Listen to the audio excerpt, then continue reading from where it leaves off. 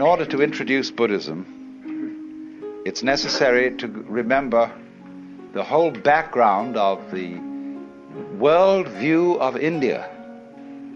In other words, what we're going to study, first of all, to understand Buddhism, is Indian cosmology, just as you would have to study the cosmology of the Ptolemaic view of the world in order to understand Dante, and in order to understand lots of things about medieval Christianity.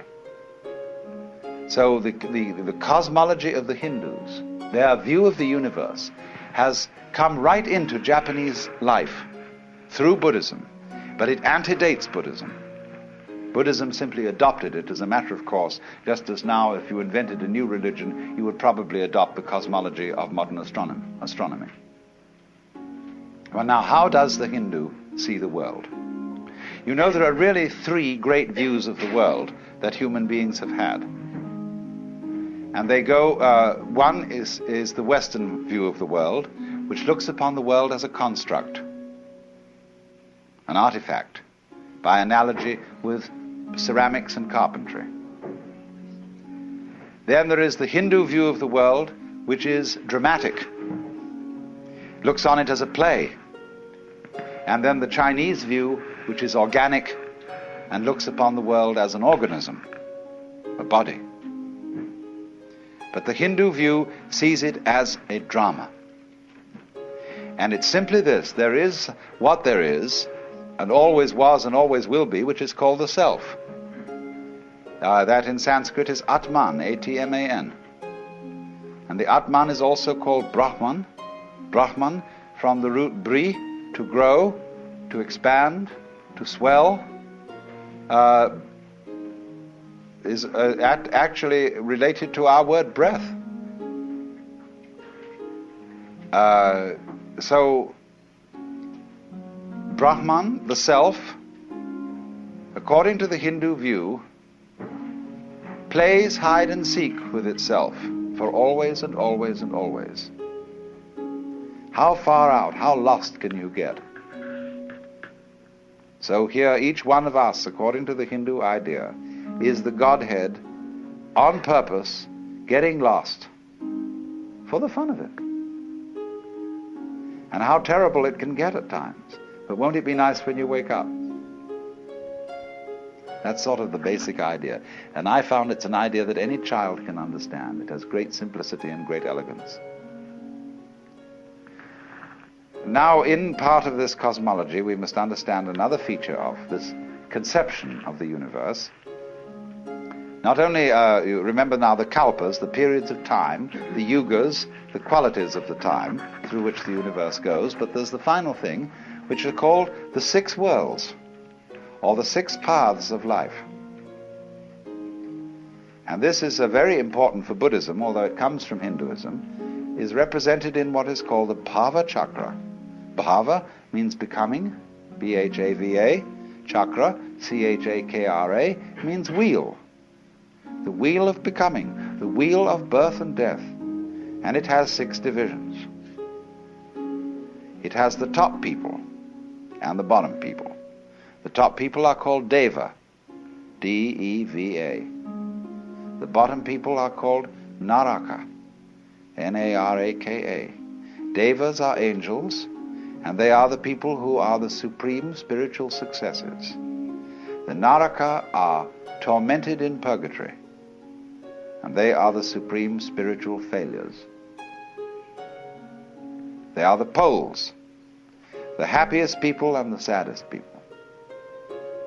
Then in between there comes the world of the pretas, next to the Naraka, next to the purgatory. The pretas are the frustrated spirits who have tiny mouths and enormous bellies, huge appetites, but very, very limited means of satisfying it. Then next, they come between the Narakas and the Devas at the top. Next up from the pretas are the human beings. And they are supposed to hold a middle position in the 6 worlds. Then you go up from the human beings to the Devas, and then you start coming down again. The next world is called the Ashura, and those are the wrathful spirits, the personifications of storm and all the anger and violence of nature. Next down is animals, coming between the Asura and the purgatories again. Now all these needn't be taken literally. They are different modalities of the human mind. We are in the Naraka world when we are frustrated and in torment. When we are merely chronically frustrated, we are in the Preta world. When we are in a state of equanimity, even-mindedness, we are in the human world. When we are deliriously happy, we are in the Deva world. When we are furious, we are in the Ashura world. And when we are dumb, we are in the animal world. So these are all modalities. And it would be said now, this is terribly important to understand Buddhism. Because the better you get, the more you go up to the Deva world. The worse you get, the more you go down to the Naraka world. But everything that goes up has to come down. So you can't improve yourself indefinitely. If you improve yourself beyond a certain limit, you simply start to get worse. Like when you make a knife too sharp, it begins to wear away. So the Buddhahood, or liberation, enlightenment, is on no place on the wheel, unless it might be the center. By ascending, by becoming better, you tie yourself to the wheel by gold chains. By retrogressing and becoming worse, you tie yourself to the wheel with iron chains. But the Buddha is one who gets rid of the chains altogether. And so this will explain why Buddhism, unlike Judaism and unlike Christianity, is not very, very frantically concerned with being good. It is concerned with being wise. It is concerned with being compassionate. It is a little different from being good.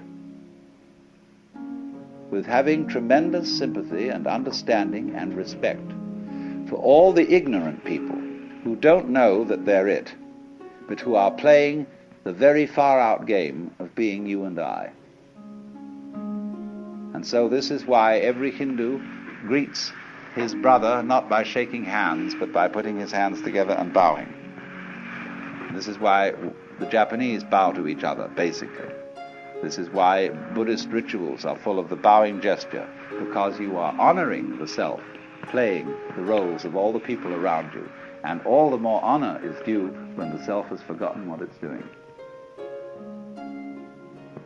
and is therefore in a very far-out situation. Now, that is the basic Hindu view of the world. That's the cosmology which goes along with Buddhism. According to taste, temperament, tradition, popular belief and so on, there is this additional idea that when the Lord, the self, pretends that it's each of us, it first of all pretends that it is something called the Jivatman. The Atman, the self, pretends to be an individual soul called a Jivatman. And the Jivatman reincarnates through a whole series of bodies, life after life after life. And according to what is called karma, karma literally means doing. The law of doing, whereby acts occur in a series and they are linked with each other in an unbreakable chain. So everybody's karma is the life course that he will work out through maybe innumerable lifetimes. I'm not going into that because a lot of Buddhists don't believe that. You will find that the Zen people, for example, are quite divided on this. They will say, no, we don't believe literally in reincarnation. That after your funeral, you will suddenly become somebody different, living somewhere else. They will say reincarnation means this. that if you, sitting here now, are really convinced that you're the same person who walked in at the door half an hour ago, you're being reincarnated. If you're liberated, you'll understand that you're not. The past doesn't exist. The future doesn't exist. There is only the present, and that's the only real you that there is. The Zen master Dogen put it in this way. He said, spring does not become the summer. First there is summer, and then there is spring. Each season stays in its own place.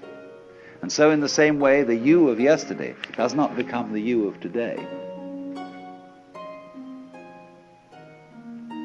T.S. Eliot has the same idea in his poem, The Four Quartets, where he says, when you settle down in the train to read your newspaper and so on, you are not the same person who a little while ago left the platform. If you think you are linking your moments up in a chain. And this is what binds you to the wheel of birth and death. But when you know that every moment at which you are is the only moment, this comes into Zen. A master will say to somebody, now get up and walk across the room. And he comes back and he says, where are your footprints? They've gone. So where are you? Who are you? When we are asked who we are, we usually give a kind of recitation of a history. Well, I'm so-and-so, I was given this name by my parents, I've been to such and such a college, I've done these things in my profession, and I produce a little biography. Buddha says, forget it. That's not you. That's some story. That's all gone, that's all past. I want to see the real you are now. Well, nobody knows who that is, you see. Because we don't know ourselves except through listening to our echoes and consulting our memories. But then there's a real you, and that again leads us back to this question. Who are you? That is the real you. We shall see how they play with this in Zen, by the koans, to get you to come out of your shell and find out who you really are. Well now, whereas in India, this worldview is tied up with a whole culture involving every circumstance of everyday life. Hinduism is not a religion in the same sense that, say, being an Episcopalian or even a Roman Catholic. Hinduism is not a religion, it is a culture. In this respect, it's more like Judaism than Christianity, because a person is still recognizable as a Jew even though they don't go to synagogue. Because there's certain cultural things that Jewish people who come of a line of Jewish parents, people who have been practicing Jews, they still continue certain ways of doing things, certain mannerisms, certain attitudes, and so they are cultural Jews instead of religious Jews. Now, Hinduism is the same sort of thing. It is a religion culture, and so it involves living in India, really, to be a Hindu. Because of the differences of climate, the differences of arts and crafts, technology, you can't be a Hindu in the full sense in Japan or in the United States. So what is Buddhism? Buddhism is Hinduism stripped for export. Now the Buddha was a reformer, you might say, in the highest sense of a reformer, someone who wants to go to the original form, or to reform it for the needs of a certain time. The word Buddha is a title, not a proper name. Same way as Christ means the anointed, and it's not the surname of Jesus. So Buddha is not the surname of Gautama. It means the one who is awakened, from the root in Sanskrit Budh, B-U-D-H, to know. The man who woke up, who discovered who he really was. Now, the thing the crucial point wherein Buddhism differs from Hinduism is it doesn't say who you are. It has no idea, no concept, and I emphasize the word idea and concept. It has no idea and no concept of God. Because Buddhism is not interested in concepts, it's interested in direct experience, and direct experience only. So from the Buddhist standpoint, all concepts are wrong. Just in the same way that nothing is really what you say it is. Is this a stool? It isn't now, it's a wastebasket.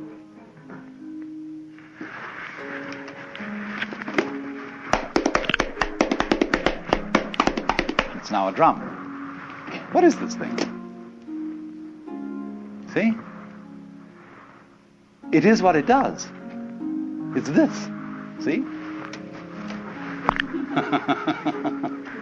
Anything you can use it for is what it is. So if you have a rigid idea that it's a stool and you can only sit on it, you're kind of stuck. But if it's all these other things as well, then you suddenly see that anything can be everything. So in the same way, Buddhism does not define and say what you really are is something. Because it would say that if you believe that, you've got stuck with an idea and you're clinging onto it for spiritual security. So a lot of people say, well, I like to have a religion because it gives me something to hold on to. A Buddhist would say, cut that stuff. So long as you hold on to something, you don't have religion. You only really there when you let go of everything. And you don't depend on any fixed idea, any belief for your sanity or happiness. So you would think Buddhism is very destructive because it breaks down, it doesn't believe in God, it doesn't believe in an immortal soul, it doesn't believe in, doesn't seek any solace in any idea of life after death. It absolutely faces the fact of the transiency of life. There's nothing you can hold on to, so man, let go. Because there's no one to hold on to anything anyway. So Buddhism is the discipline of doing that. But if you do that, you see, you discover something much better than anybody has who has a belief. Because you got the real thing. Only you can't say what it is. They say in Zen that if you're enlightened in Buddhism, you are like a dumb man who has had a wonderful dream. That is to say, when you've had a wonderful dream, you want to tell everybody what it is. But you can't, if you're dumb. See, if you can't speak. So the real thing in Buddhism, which they call Nirvana, which is a sort of equivalent to moksha, Nirvana means blow out. Phew! You know, the sigh of relief. Because if you hold your breath, you lose it. If you hold on to yourself, you hold on to life, or breath is the spirit, you hold on to God, rock of ages cleft for me, let me cling on to you. It's all dead. Becomes just a rock, just an idol. But let go, breathe out, and you get your breath back. That's nirvana. So the Buddhist idea is, in doctrine, the highest negativism. They characterize the ultimate reality as shunya, which means emptiness. In Japanese, ku, which is the character you use for the sky or the air. When you get an airmail envelope, to write home, the second character is ku, the air, which means emptiness. They use this to translate shunyata, emptiness. Fundamental nature of reality, the sky. But sky, you see, is not negative emptiness. The sky contains all of us. It's full of everything going on. But you can't put a nail in the sky and pin it down. So in the same way, Buddhism is saying, you don't need any gizmos to be in the know. You don't need a religion. You don't need any, even Buddha statues. You don't need any temples. You don't need any Buddhist bondieuserie, rosaries, and all that jazz. But when you get to the point that you know you don't need any of those things, that you don't need a religion at all, then it's fun to have one. Then, as it were, you can be trusted to use rosaries and ring bells and clappers and chant sutras, you see. But those things won't help you a bit. They'll just tie you up in knots if you use them as methods of catching hold of something. So every teacher of Buddhism is a debunker. But he does it not to be a smart aleck and to show how clever he is, but out of compassion. Just as when a surgeon chops off a bad growth, or a dentist pulls out a rotten tooth, so the Buddhist guru or surgeon is getting rid of your crazy ideas for you, which you use to cling on to life and make it dead. Now, there are two kinds of Buddhism. They are called Mahayana. Maha is Sanskrit word for great, M-A-H-A. Yana means a vehicle or conveyance. And there is Hinayana, means the little vehicle. Hina in Sanskrit, H-I-N-A means little. Only that's a term invented by the Mahayanists for the other people, and the other people don't like it. They like to call themselves Theravada, T-H-E-R-A-V-A-D-A, which means Vada, the way, Thera, of the elders. Now, Theravada Buddhism you will find in Ceylon, Burma, Thailand, Cambodia, and generally South Asia. Mahayana you find in, it originated in Nepal, northern India, and you find it in Tibet, China, Mongolia, Japan, and to some extent in Indonesia. The Mahayana is what we are finding here. All the sects of Japanese Buddhism are Mahayana. Now, what's the great difference between these two schools? The Theravada is very strict. It's a way for monks, essentially, rather than laymen. And it is, you see, there are many ways of living Buddhism. It'll take me some time to show you this.